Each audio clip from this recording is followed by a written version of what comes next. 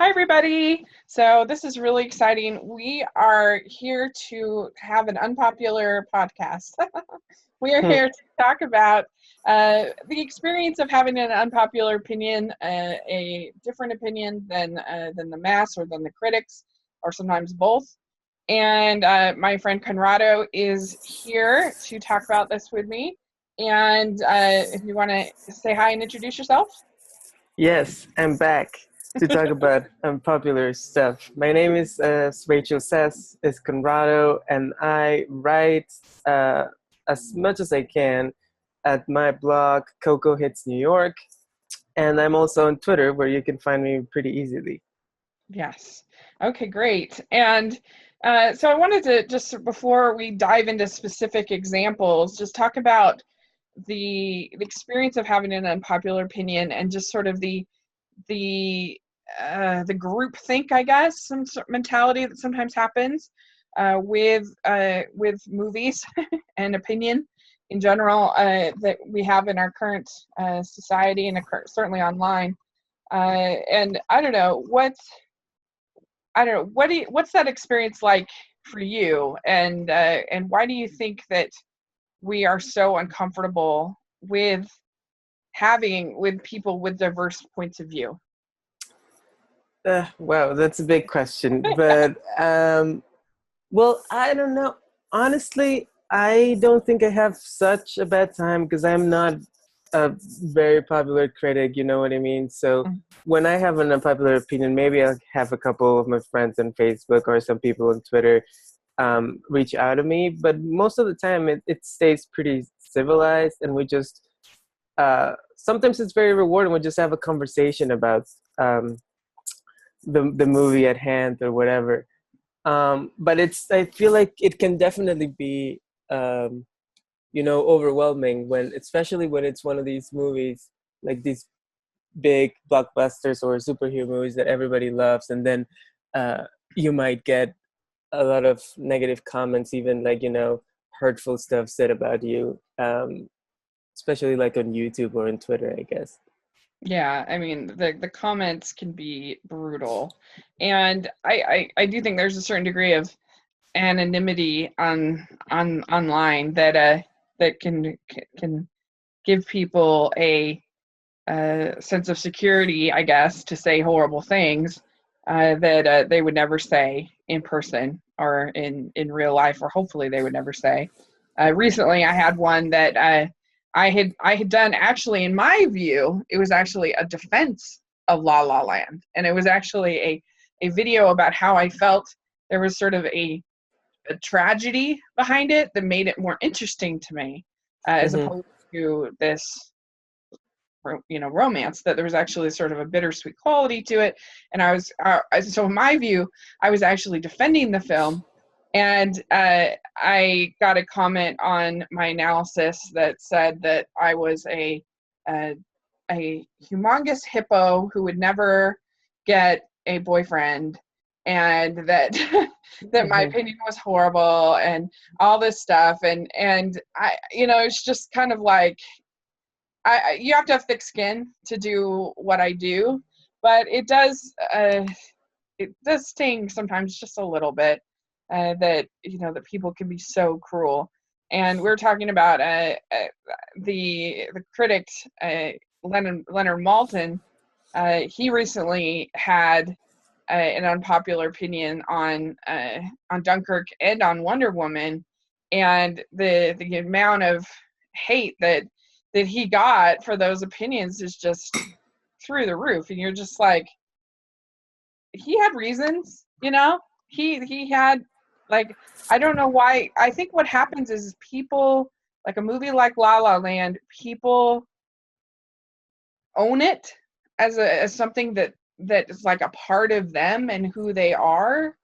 And so, like, if you say something negative or have a different view on the movie than they do, they see it as an attack on themselves, not as a different viewpoint on a movie. And Hmm. I think that's where it Yeah. gets in trouble.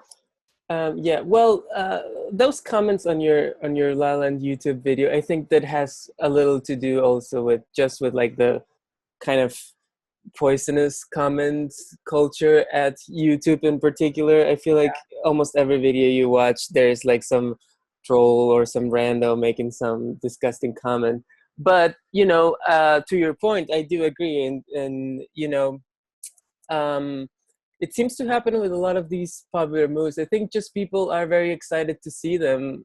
Wonder Woman obviously had a huge fan base, and a lot of people reacted very strongly to it. Um, Especially women, right? Like you would hear all these stories about the women, like that were crying in the theater, were so moved and Me, whatever. me, So I was. yeah, so I guess they would be like a big uh, emotional uh, ownership of the movie, I guess. Although weirdly enough, I'm pretty sure like if I don't know, it's not to make generalizations, but it seems like most of the time it seems to be boys that are making all these hurtful comments and reacting very harshly, in my Yeah, experience. me too. I don't know what that's about. I do know a little bit. Men suck. We all know it. So Well, it seems to be, in my experience, that men tend to be more interested in film, like than women. For what I have no idea why, but I mean, there's way less female film critics, and first of all, and of just of my individual circle of friends, there's just I just know way more people that are men that are interested in movies than women. It's a weird thing, but I tend to know more women who are interested in reading than movies or right. whatever. Well, I think that would be opening a whole other can of worms. But I Yeah, think there's also an fair enough. element of I feel like men are more encouraged to like say their opinions all the time and kind of stand by them and show themselves as tough or whatever, whereas women, we kind of Yeah, society expects them to be more understanding, and yeah, you know yeah, what I yeah. mean. So there's that as well. So Yeah, there's a lot to unpack. very true. Okay. Yeah. So we have some examples of, we're not only going to be on the negative, but we have some examples of movies that we had unpopular opinions, both ones that we disliked that other people liked, and also ones that we liked a lot more than other people seem to. And Yeah, so we're going to kind of go through these individual examples, sort of talk about them, and talk about what the experience was like, and also the actual films themselves. And so let's start with your pick for this is sort of the catalyst for uh, doing this podcast, was your recent experience with the War for the Planet of the Apes. And this was a movie that I actually responded positively to. But why don't you tell us a little bit kind of about your experience with the franchise as a whole, and also sort of with this movie? okay, yeah, I'll explain a little bit. So I'll just focus on these new movies, the new franchise, so to Mm-hmm. say. So starting in 2011, that was Rise of the Planet of the Apes was the first one, and I actually liked that movie quite a bit. I thought that was a lot of fun. I thought the effects were pretty cool. The story was engaging to me. I just thought the idea of flipping the Planet of the Apes story and showing it from the point of view of the ape was very interesting and fun, and was, it didn't feel like a regular blockbuster with lots of action and guns and whatever, but it was more like a story of like an animal who was kind of like trying to uh, be free. You know what I mean? He gets imprisoned in some sort of cruel zoo facility, and then he tries to escape. So that was a lot of fun. Then came Dawn of the Planet of the Apes, which most people liked even more than the original, if I am reading Mm-hmm. the culture correctly. But I actually liked it less. I just thought it was like a little boring. I thought it started out with some cool ideas that then became a little too black and white for me. Like it was a little uh, too expected. And this one, of course, went a little bit more into the typical blockbuster um, tradition, in my opinion. It was more about like all these. civilizations and these factions, and we're going to war and we're going to fighting and we're like betraying each other and whatever, which wasn't as interesting to me as the first movie. And now this latest movie, War for the Planet of the Apes, I just didn't like it at all, and I would go as far as to say I kind of hated it. Mm-hmm. It just well, first of all, I just found it very boring and engaging in a way. And I understand that most people like this movie. It got a lot of positive reviews, and most people that Mm-hmm. I've talked to actually liked it much more than I did. Although I do know a couple other people who hated it as much as I did. Um, but never mind. So the reason why I didn't respond to it, I think, is because uh, it starts out and it's very dour, it's all very grim, and that's fine, I guess, but it just didn't, it wasn't giving me a reason for its bleakness, something that I could hold on to, or something that I could get in return of all the darkness. And then it just gets darker and darker, and then it starts doing a lot of things that are like evocative of all these real life tragedies, and I start to feel like a little uncomfortable with the way the movie is. I feel it's kind of like borrowing all this real life stuff to kind of like generate uh you know relevance for itself, I guess, without really doing something of its own, in my Mm-hmm. opinion. So I guess that's the way I would describe my experience. Yeah, so my experience is I really love this trilogy, this franchise, I guess. I'm one of those people that I really thought that Rise was a solid, entertaining movie with a lot of heart.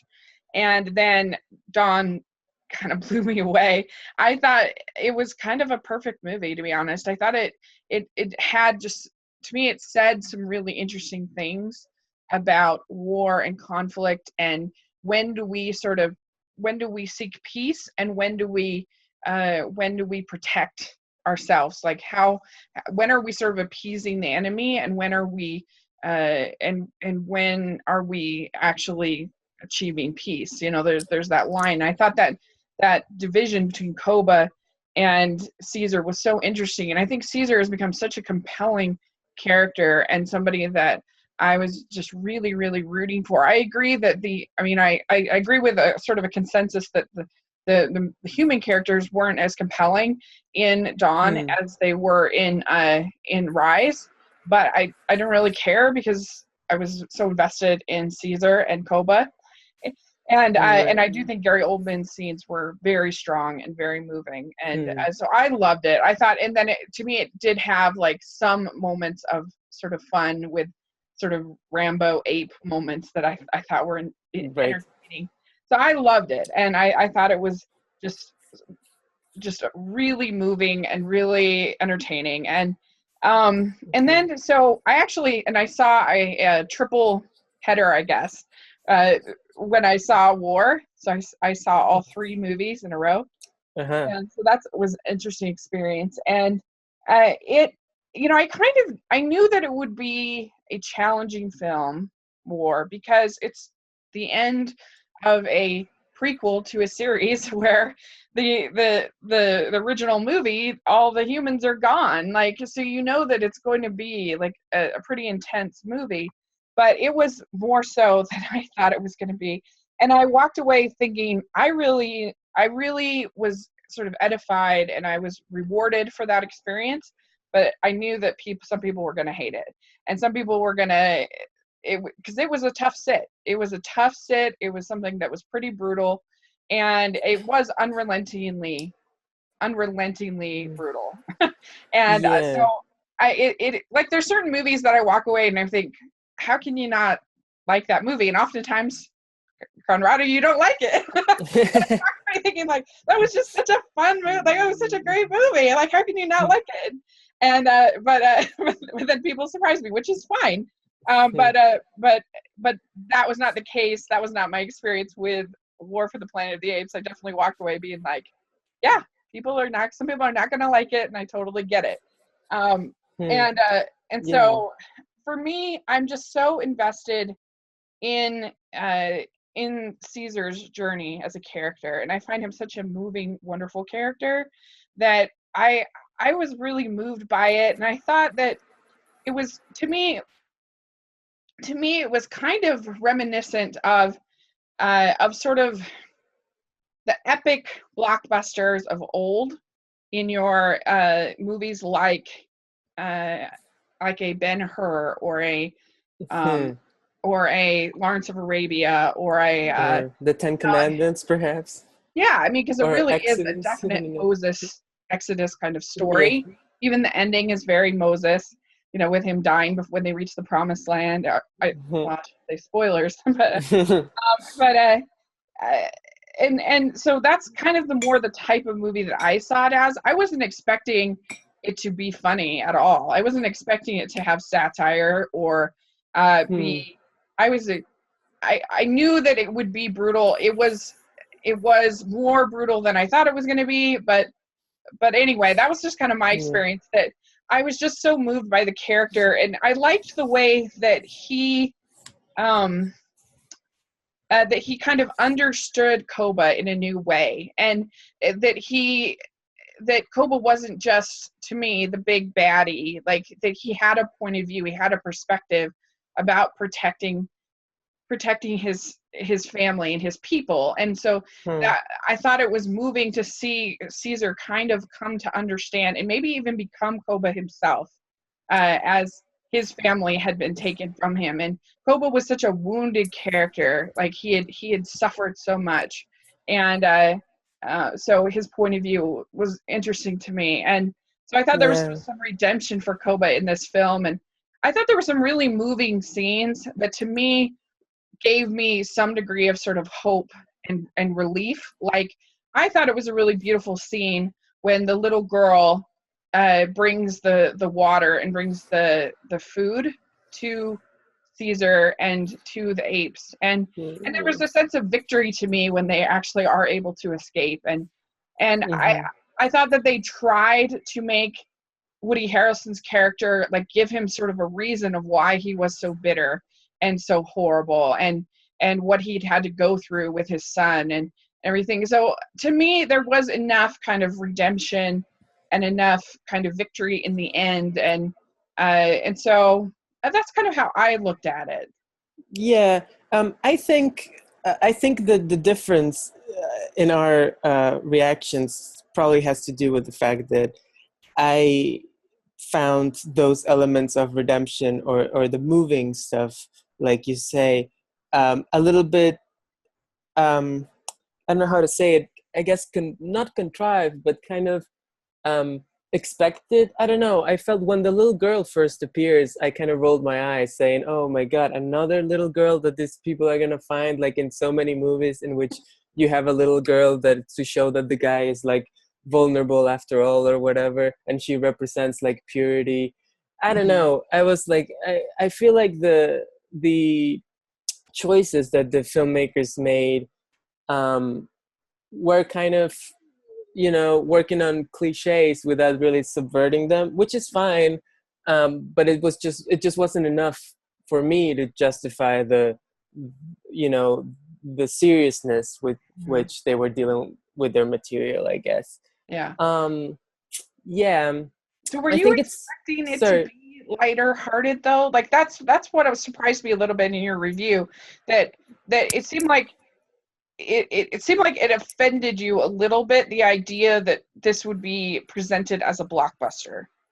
Um, okay, so it's a little bit. So I'm just having. I think this is something that's been developing in me for like a couple months now, Mm-hmm. which is the idea of what we find entertaining as a culture and like what we want to see in movies and what that says about us, I guess. I don't Mm-hmm. know. I feel like I'm getting more sensitive to violence in movies and especially gun violence and that sort of thing. So I so yeah, so the Planet of the Apes movies, I mean, at the end of the day, they are, like you say, blockbusters. They're like summer movies. Their main goal, I would think, is to provide some entertainment for people to go see on a hot day. And then, maybe if, I mean, you can obviously go and get something more out of those movies. That's the better blockbusters give you something else, right? But I feel like the Mm-hmm. baseline for them is entertainment. And so this movie was so bleak, and it was particularly dour in a way that made me question, like, is this really what we want for entertainment? Like, and not Mm-hmm. just by itself, but more so because I didn't really respond to the things that it was giving me in exchange, right? If Mm-hmm. the movie had been very bleak, but it had given me something like truly extraordinary in exchange, I would have been over the moon about it. But because I didn't feel like I got, rewarded somehow for enduring all of this darkness, I think that's where my Mm-hmm. problem was. It wasn't Sure. necessarily that it had to be lighthearted. Mm-hmm. It was just more the way it went about stuff. Even though Mm-hmm.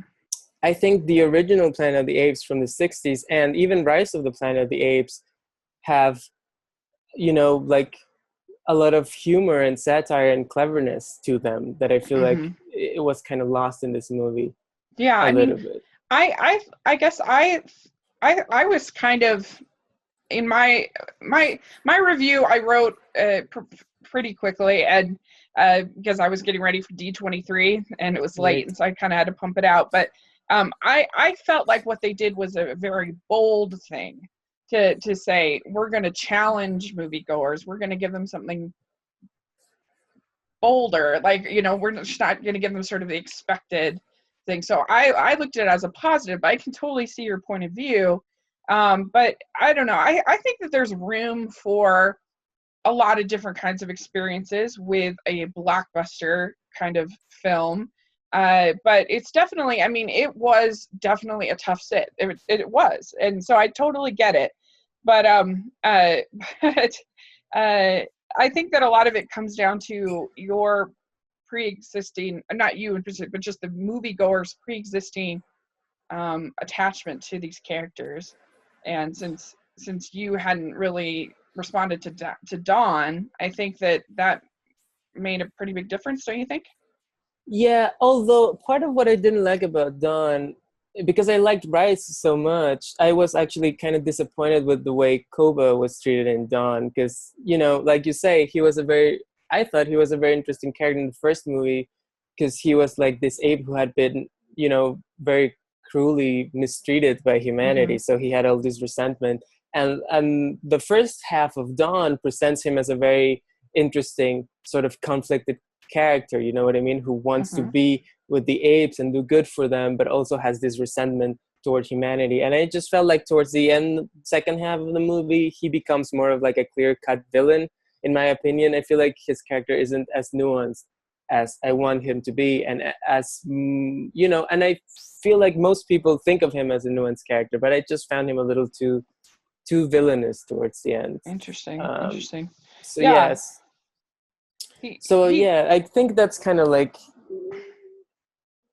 yeah, I don't know. It's also because I feel like the messaging in the movies gets a little tricky for me, and I'm not Mm-hmm. fully sure if I get what they're trying to say. Something that was particularly, I found particularly, I guess, disturbing or problematic about this last movie, and I guess this might Mm-hmm. segue into the movie you wanted to talk about, was the scene in which Caesar gets whipped by the Woody Harrelson Right. character.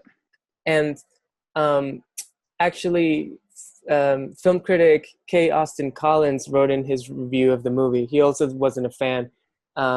He pointed out something that I hadn't realized, because he said that the way the scene is shot, in which um, Caesar gets whipped, it's almost a reenactment of the scene in the movie Glory, in which Denzel Washington's character gets whipped, right?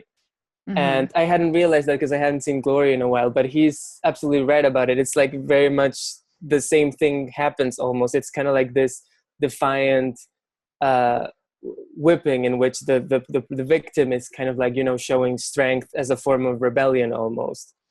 And and then it felt like the movie was making this comparison to like this sort of like real life horrific events like slavery, and of course there's the whole concentration camp thing, which alludes to the Holocaust or whatever. Mm-hmm. And So I think these movies have definitely, especially this new trilogy, has positioned the apes as sort of like an oppressed minority.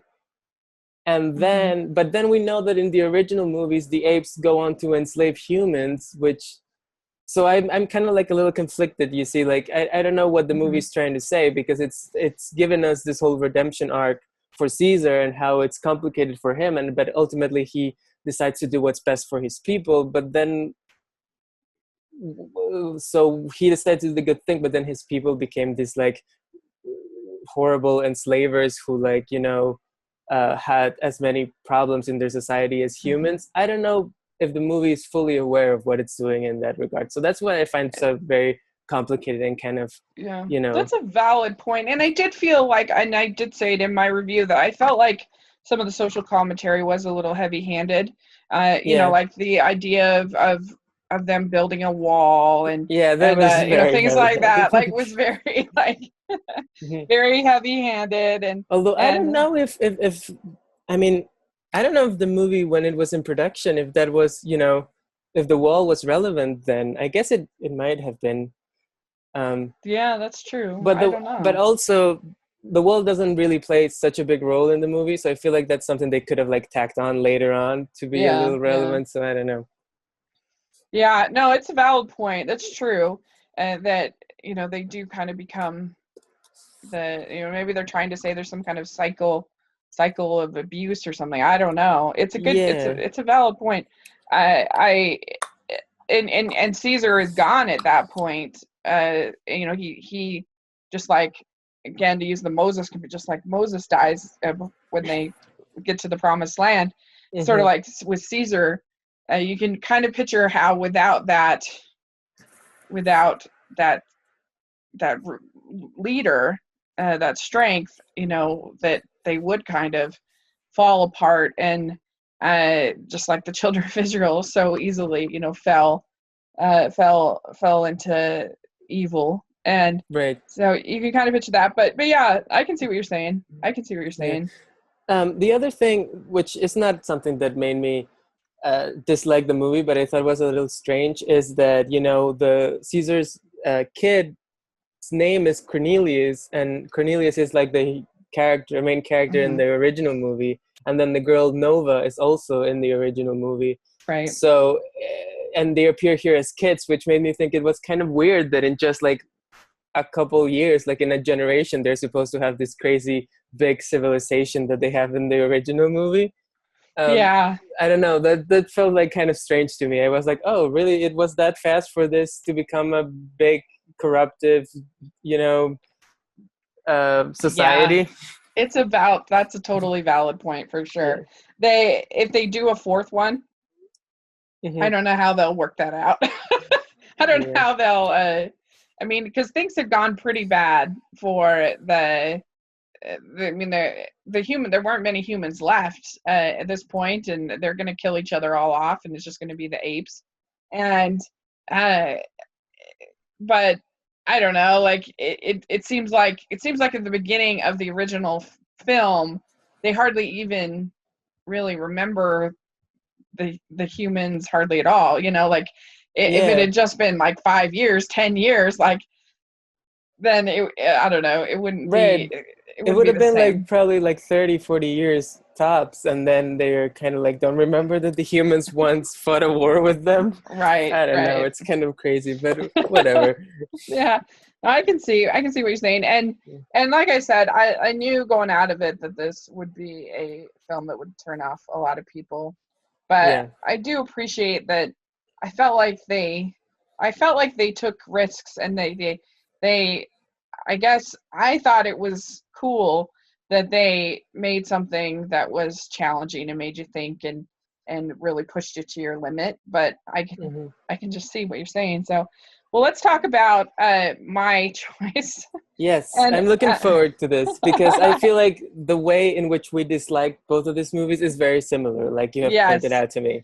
Yeah. so part of the thing, so I hated the movie Silence, and one of the things I wanted to talk about is, like, people think sometimes that a movie that the only movies you can like have a strong visceral hate response to are movies like Norm of the North or like an Adam Sandler movie that's like horrible, you know, like Mm-hmm. that there's no effort, there's no, you know what I mean? And but that's not true. Like you can have a strong anger experience to something that's technically well made or whatever you Yeah. want to Yeah. say. Actually, I think it's often, yeah, the opposite for me. I feel like most of the time when I hate a movie, it's because got it's well made to a certain level, and Yeah. then it is so bad in others that you get really frustrated about it. Whereas a movie that is just like sloppy start to finish, you're kind of like, just get over it. It's a Yeah. terrible movie, but it's not gonna affect you in a particularly uh, bad way, I Yeah. guess. Well, and so before we talk about silence too, like you can't 100% separate your own life experience and who you are from your response to a movie. That's not possible, especially a really emotional movie like Silence, you know, like and at least I can't. And maybe other people can and they can just sort of disconnect and whatever, but No, that's I impossible. no. And I have served as a missionary in my life, and I gave up 2 years of my life basically to serve and to uh, try to share what I believed in a way that would help people. And I think I did do some good, and I think it was a positive experience, and not just helping some people to convert to what I believe in, but we did a ton of like community service, and we did a ton of good things every day as missionaries. And so you kind of have to understand my history in why I would react to this movie the way that I did. Hmm. And I really like movies about challenged faith. I was going into this thinking that this was going to be like The Mission, which is a beautiful Mm-hmm. movie about these monks that come into this tribe, and they grow to love the people so much that they're serving. And I also thought it might be like A Man for All Seasons, which is about Thomas More being confronted with his faith, and that will he deny his faith, and what is he going to do? And that's a very moving movie in my opinion.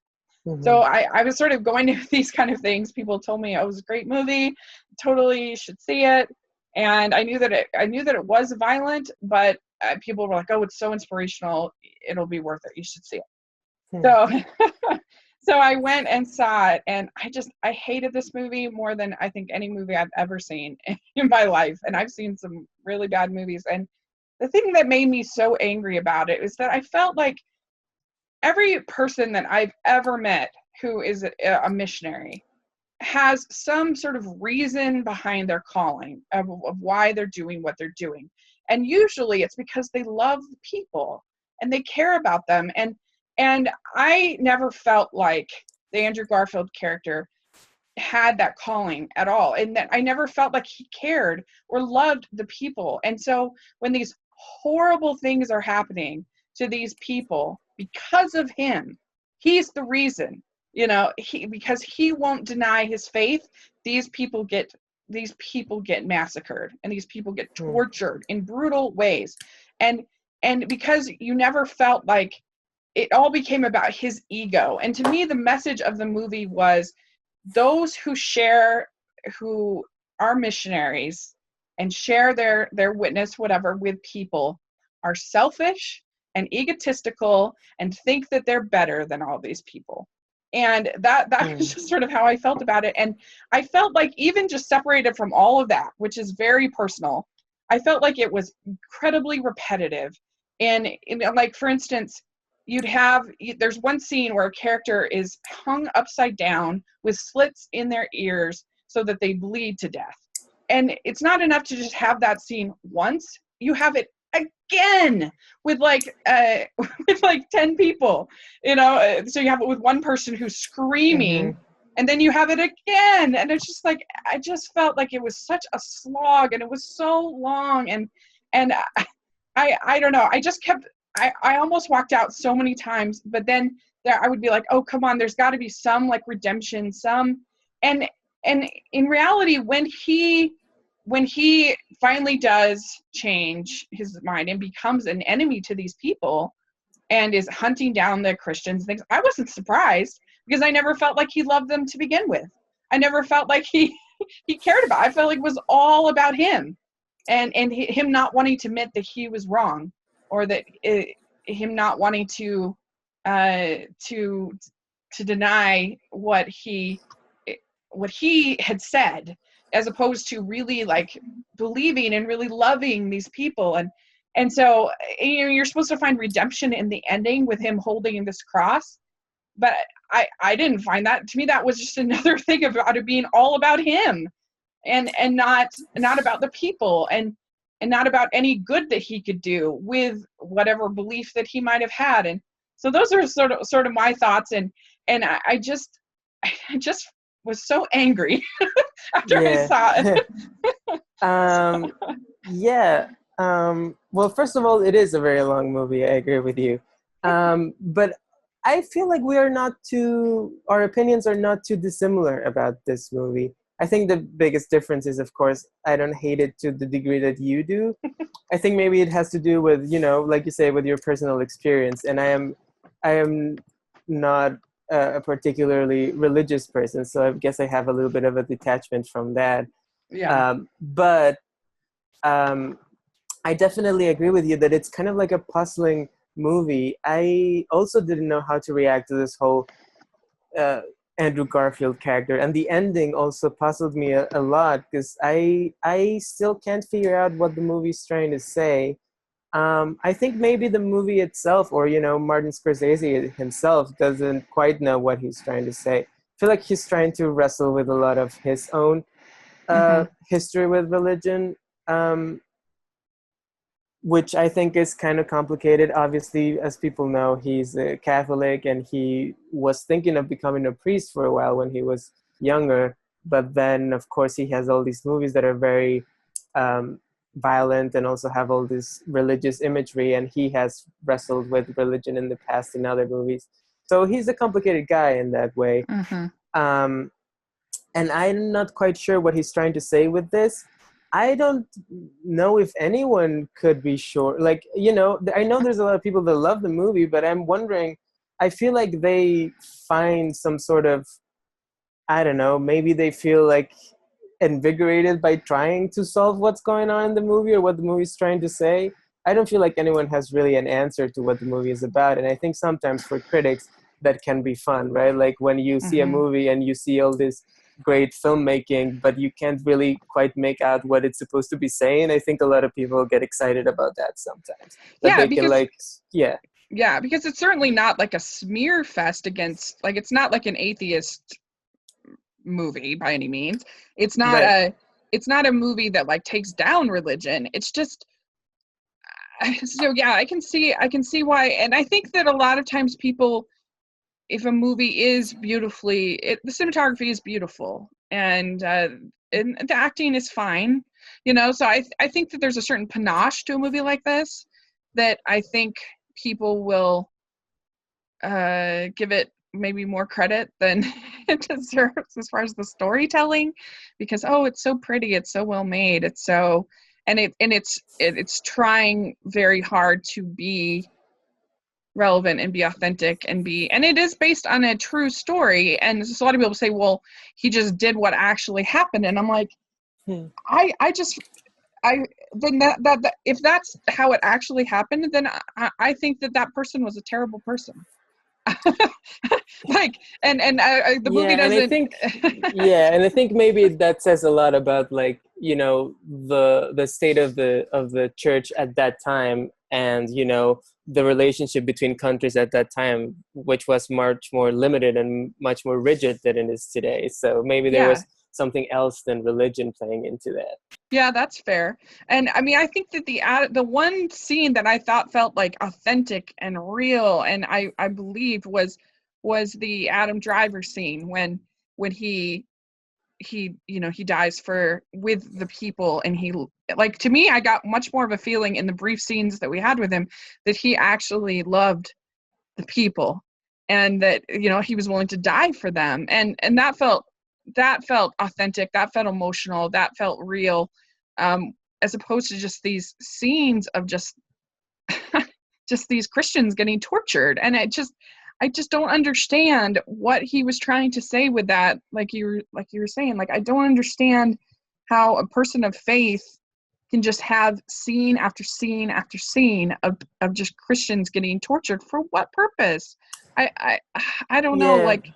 Well, Like that's it an was just, interesting point because, well, then it makes me wonder, because I feel like he's definitely um, trying to work something out in terms of how the role that, you know, human sacrifice and mm-hmm, you know, plays a role in Catholic belief and in religion. mm-hmm.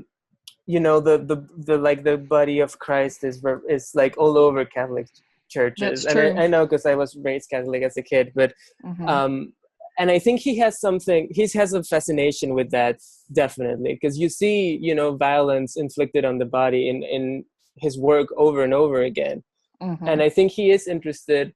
Uh, it might not be an atheist film, but I think it is a questioning film, right? mm-hmm, I feel like he has these struggles with his own beliefs, and he is interested not in the Adam Driver character, who seems more centered in what he believes in, and more so in the Andrew Garfield character, who is, like you say, is a much more ambivalent character. Like a lot of the time, like you say, I feel like uh, he's just doing stuff, or he believes in God just because that's what he was taught to do, and doesn't really have a connection with his own mm-hmm. beliefs a lot of the time, I feel like. Well, I mean, he keeps hearing silence. And so, but I would just think that a character like that would give in way sooner. And like the fact that he doesn't is all about his ego.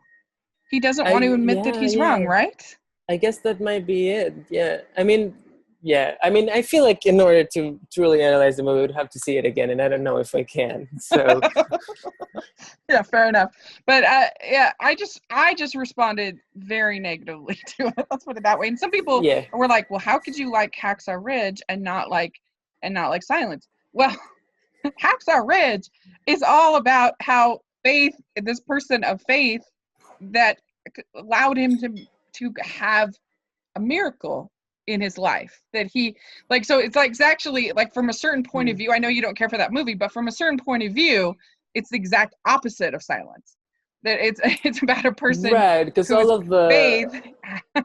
I understand what you mean, because all of the gruesome things that happen and all of the suffering is kind of like has a, you know, it's rewarded somehow, and it Yeah, becomes yeah, a little bit of a you know, a beacon of hope, I guess. I don't know. right. Um, Yeah.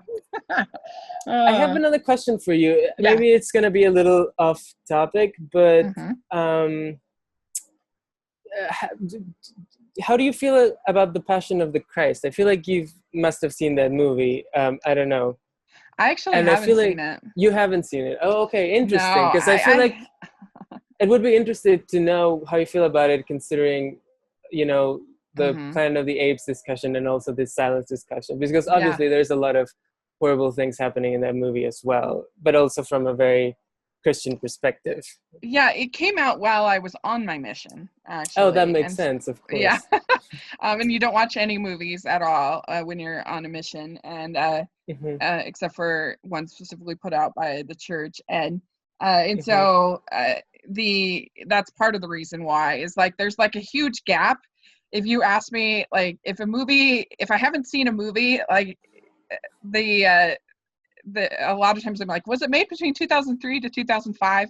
Because aside from like The Incredibles, I caught up with a few, but I have a huge gap in those years of Right. movies. So that's part of the reason. But also, I have just been hesitant because I felt like, that's Jesus. Like, that's very personal to me, and just to witness Hmm. that kind of horror would be really hard, even if it is historically accurate, or at least not historically accurate, but accurate to the Bible. Like, that gruesome is the actual reality of like what the Bible portrays. but I don't know, there's just something about reading versus seeing that can be a different experience. And so Yeah. It's definitely, it is. I'm not a huge fan of the movie, but it's definitely a fascinating movie to think about. Of like what it, not necessarily what it says, but what it means that it exists, and what the yeah. experience of watching it is supposed to be like. I don't know. Hmm. Yeah. It's I mean, but it's interesting in that way. I love Ben-Hur, and I mean, Right. I don't know. Well, yeah, that's also a long movie, but maybe not as gruesome. Not as gruesome, but yeah, it's one that I will eventually, I guess, check off and just see, because I do feel like I Yeah. kind of need to have a voice on it. But Right. but Mhm. anyway, it's interesting, and so uh, let's talk a Well, little bit. Or did you? yeah, I think I have a nice segue out of here, Oh, which okay, good. is you mentioned how people say, "How could you like silence?" I mean, the opposite. How could you not like silence but like Hacksaw Ridge? And I feel like one of my unpopular opinions relates a little bit to that sentiment, which is something that I thought while watching The War for the Planet of the Apes was, so a lot of people are enjoying this movie, which is so bleak and dour. Why were they giving so much hate to Batman v Superman for being dark and dour? It's as dark and dour as this movie. I honestly didn't see Yeah. that part of the critique for one movie against the other. Maybe Well, you can yeah. enlighten me. Well, But part of yeah, it but is what are they? It's that hell hath no fire like a Batman fan scorn. I'll say that. Like there's nothing like Batman fans. I love them. They're amazing. But I mean, Joel Schumacher, the poor man, is still apologizing like every day for Batman and Robin. Like all yeah, these years later. Like I just read that he just had an interview again where he was mhm. apologizing for Batman and Robin. It's like, calm down. Like you just made a bad movie. It's not the end of the world. Yeah, and here's the thing: Batman and Robin is actually a lot of fun because it's so crazy and dumb. Yeah. Yeah. I will Yeah. watch that again before I watch some of the movies we're talking about. Yeah, agreed. And so I don't know, there's just something particularly like about Batman that is even more than Superman or any of the other superheroes that is particularly, those fans are Yeah, just, I I don't think know. he's It's I interesting. think he's like the more serious superhero, I guess. So people take him more seriously I because mean, certainly the Nolan verse kind of yeah, solidified him in that way. He hasn't always been that way, but yeah, right. But like even definitely Nolan, and even a little before. I guess Tim Burton's a little dark, and then you have like all these comics from the '80s in which he got mhm. really dark or Mhm. whatever. So I feel Yeah, like that's true. there is a bit of a feeling that Batman is the serious one. Like you can do like funny things about other heroes, but like Mhm. leave Batman alone and let him be serious and mopey or whatever.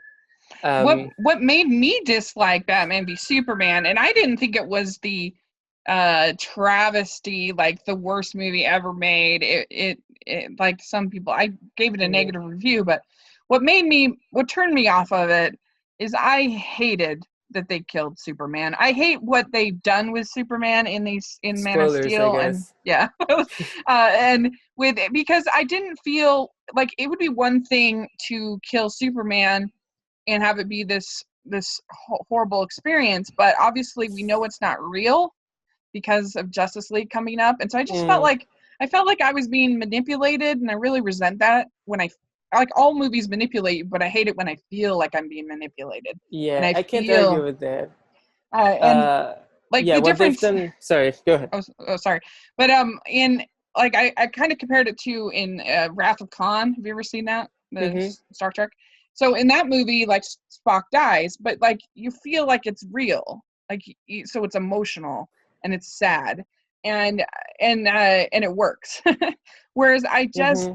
I knew that it wasn't real from the very beginning with the death of Superman, and so I just felt really Yeah. resentful of it, and Um.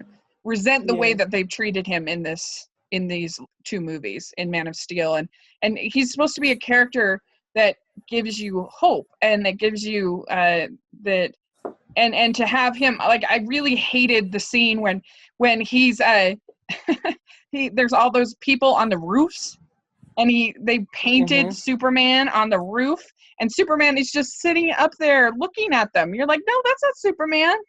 That's not who he is. Like, Superman would save them. Superman would just like be. So I really, that's where I disliked the movie. But some of the other stuff that other people hated, like Batman killing and stuff like that, I didn't really care about, because that was fine to me. I don't care. But I don't know. I really hated that they killed Superman.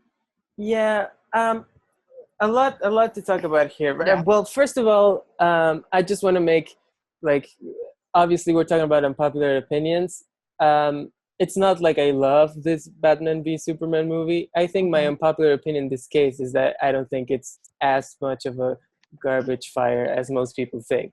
Yeah. I feel like most people think it's like absolutely horrible or whatever, except for these like crazy Zack Snyder DC Universe fans. But Right. you know, the regular folk, they feel the movie is really bad.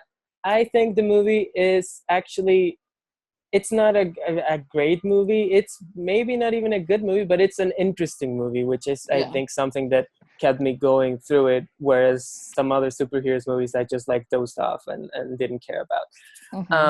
And the way in which it's interesting to me is, I guess it relates a little bit to what you're saying. I agree with you that the way the movies have treated Superman has been horrible, especially Man of Steel, which I absolutely hated. I thought it was so bad. And like you say, the character was a complete weird interpretation of Superman that had nothing to do with how I understand the character to be or what it is appealing about the character to me. There was like no saving people and trying to be righteous and standing up for good and whatever, which is what I relate to in that character.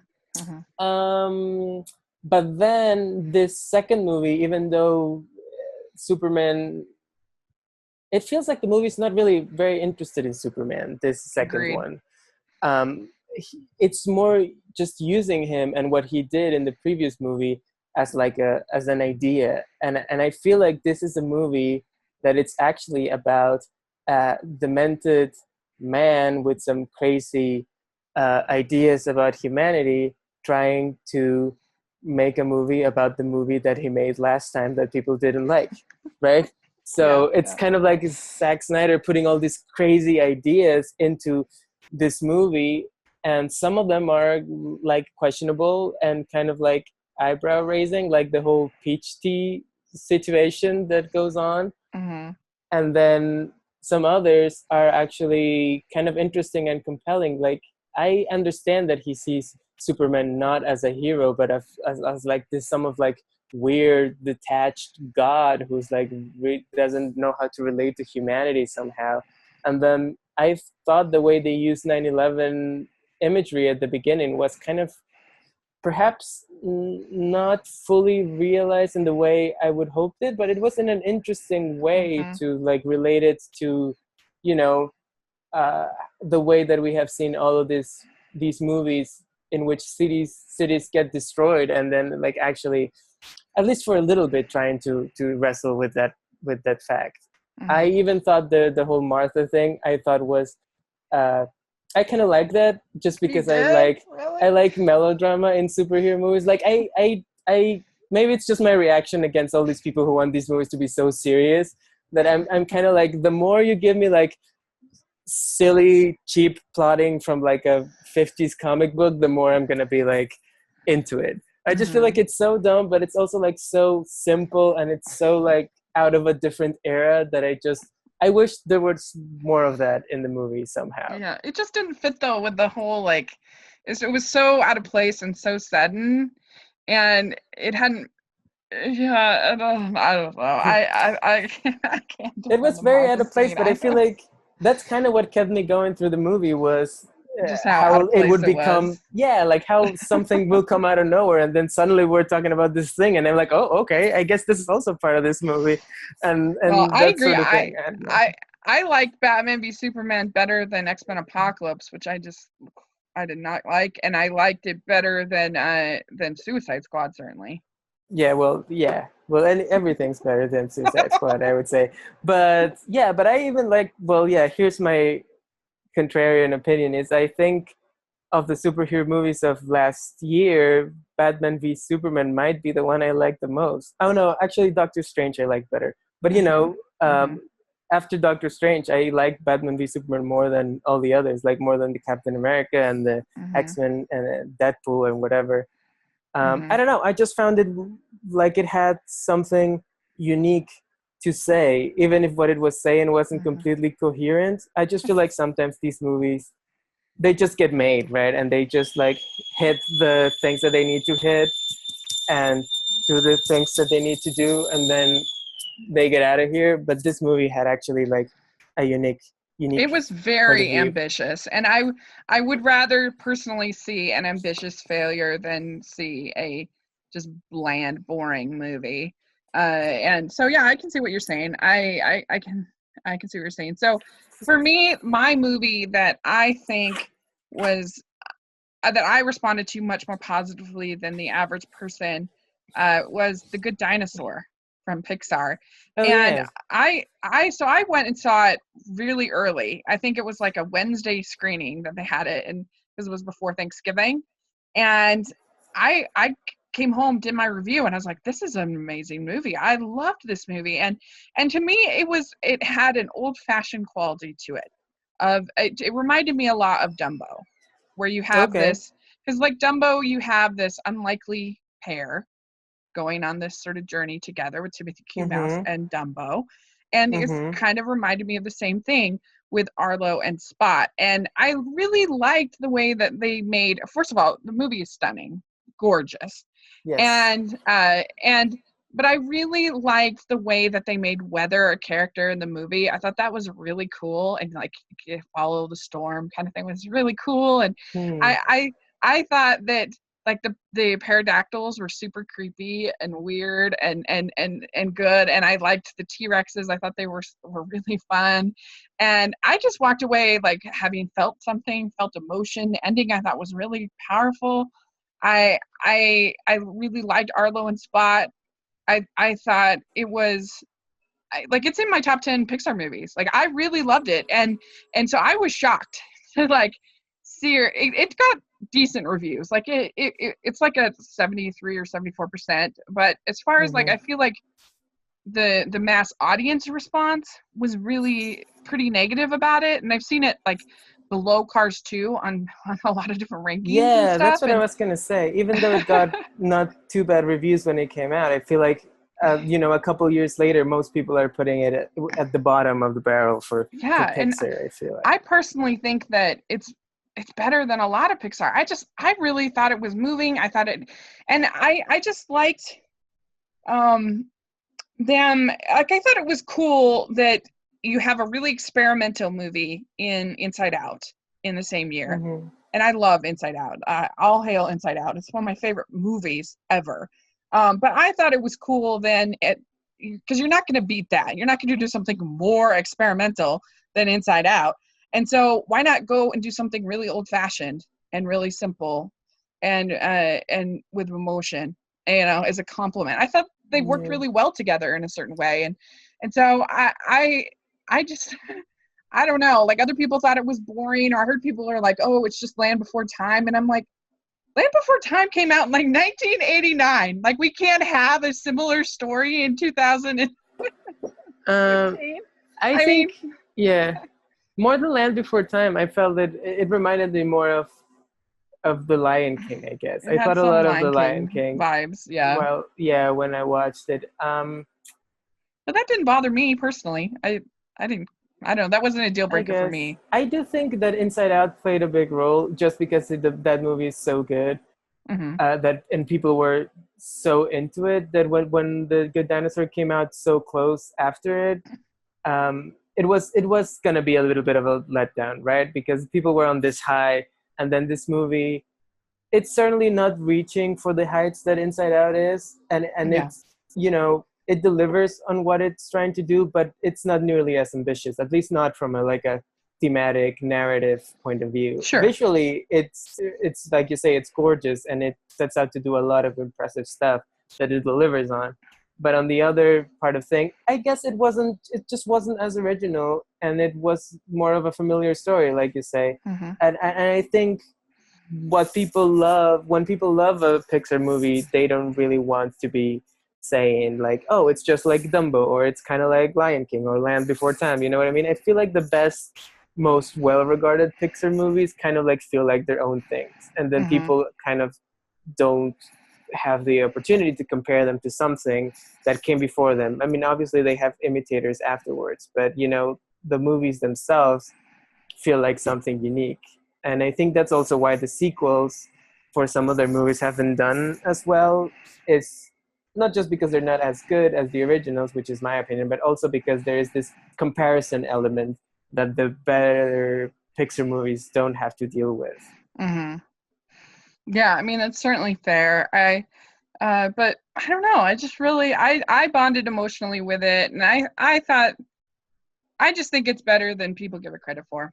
So. You know what I think is also maybe a little bit, I feel like a lot of people reacted badly to the voice acting, and not really the voice acting, but like the use of the voices at all. I remember feeling a little bit out of place with Mm, the characters and the way they spoke. Just I don't, you know, it's been a while since I watched the movie. I only watched it the one time, mm-hmm. but I feel like maybe everything was so pristine in the design and the animation and all of that, and everything looked so realistic that the kind of like the cartoony sort of characters might have felt a little out of place to some people. I don't I've know. heard that complaint. For whatever reason, it didn't bother me. It was kind of like in when I saw Valerian, Mm-hmm. I'd heard all these criticisms of the script and the criticisms of the acting, and I'm not saying there's not problems with that, but for whatever reason, they didn't bother me. like like they bothered other people. Like I don't know. It's like there's just certain things that I was like, I don't know. I just enjoyed it, and I think there is something to that sometimes with movies that like, yeah, like I'm. It's not like I am unaware of the issue that then and it bothers other people, but for whatever reason, it just doesn't bother me. And as I think that happens sometimes, don't you think? Yeah, absolutely. That you're able to ignore Yeah, something that other people really bothers. yeah. I don't have any major issues with The Good Dinosaur either. I mean, Mm-hmm. I just feel like because of this sort of like, you know, because the story is kind of familiar, Mm-hmm. it feels like something, it doesn't quite feel like something we have never seen before. So that's why it just like, I Mm-hmm. feel like I put it in a good but not great point, like probably like middle of the pack for Pixar, in my opinion. Mm-hmm. But by no Mm-hmm. means like one of their worst. I feel like they've done worse than that Yeah. easily. Yeah. Well, and that's why I brought it up because I do so frequently see it in the bottom three, and I don't think it belongs there. Yeah, but But we all know that's what the just bottom three is, right? Which is I don't know. What are your bottom three my bottom Pixelers? three are Brave, Cars, and Car. My bottom three are Brave, Cars 2, and Cars. Even though I don't hate them, Yeah, I but think that's my bottom three. I'm probably the same. I don't know. Maybe Finding Dory might be in my bottom three as well. I don't know. Yeah. I haven't done a list in a while, but yeah. But there you go. Definitely like Cars, and the Cars 2 is terrible, and then Brave is also kind of a disappointment in many ways. So there you Hmm. go. Those are the worst ones.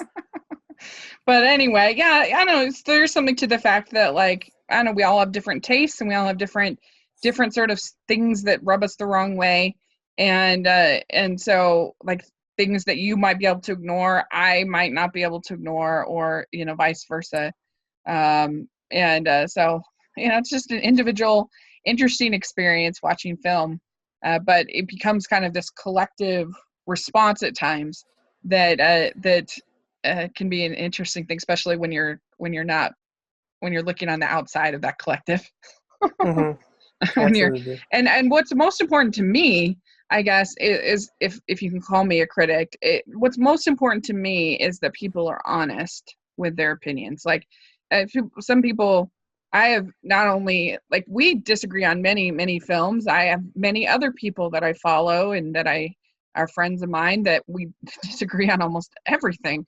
every film, but it doesn't really matter to me as long as they're honest, as long as I can tell that they give a reason for what they like and don't like, and they're that I can tell it's coming from an honest place. That's what's most important to me. Yeah, and I think the other thing, kind of related to that, I feel like it's nice. Yeah, honesty is definitely important, and I feel like interesting thoughts are also very important and Yeah, very rewarding, right? Like even if someone's disagreeing with you, as long as you can see that they have really put thought into it and they're making like some solid, interesting arguments, that might even, uh, im- you know, give something to your perspective of him. Even if you like a movie and they don't, their negative review might, you hmm, know, uh, give you. It could give you like make you think about these flaws and then see why you don't think they're flaws when someone else does, or it might be that here's the other thing I feel like that I guess is why people get upset about these sort of thing is because I feel like a lot of people, we have a hard time thinking that there might be things that we don't like about something, but we still like that something at the end. right. Like there's a lot of movies that I have problems with that I still really like. Because there's no perfect movie. Like it doesn't exist. If you want to find, because I was just having a conversation with somebody about this the other day, that they were like, "Oh, Frozen is a horrible movie. It has so many plot holes." It's like, Well, that is you a different story, and if you don't like it, that's fine. I don't know your problem. But every movie has plot holes. Every movie, takes things. And uh, so I'm just yeah, saying that there are no perfect movies, and so you end up having it's like, does the good outweigh the bad yeah, in, yeah, in a film? Does it speak to yeah. you emotionally? Like, that's how I felt with Wonder Woman. Like, if I look at Wonder Woman, I can see that it is a fairly standard superhero movie, like as far as Hmm. the plot, and I can see why some people it didn't like super move them, or that they didn't love it.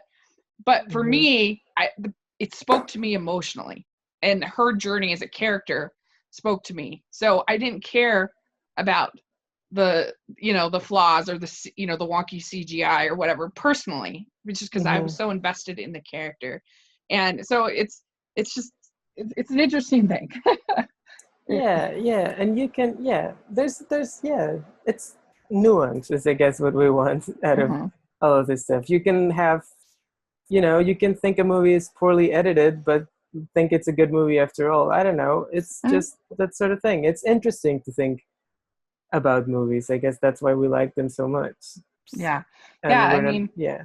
if you're looking for sort of the perfect movie, then you're going to be waiting a long time. But it's all about that sort of emotional response and that sort of engagement, and the experience that we have.